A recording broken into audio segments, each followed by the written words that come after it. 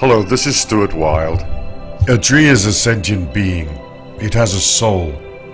It evolves spiritually. It is in touch with all the other trees close by. And each tree is connected to all the trees in the world. It can feel what is going on. Humans pose a big danger because they slash and burn the trees without mercy or thought for their integrity. But the trees are brave. They are the only beings that die standing up, unless we attack them, of course.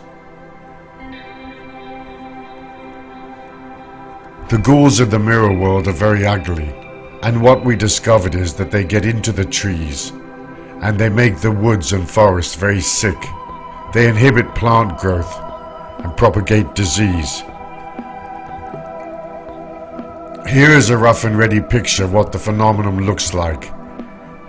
Angry, deformed entities, sometimes vaguely human, sometimes part animal, part human, ghoulish shapes, are all nestling in the trees.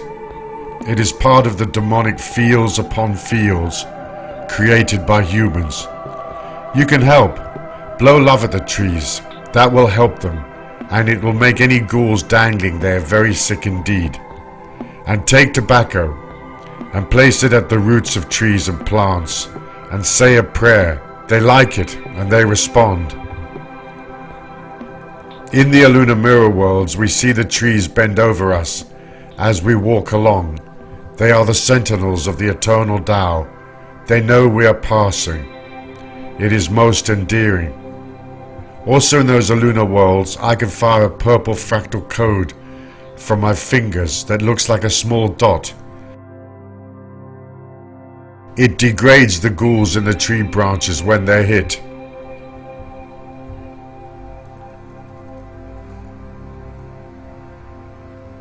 I'm sure you can do it. Move your arm back and forth in the direction of the trees in graceful, slow, sweeping motions.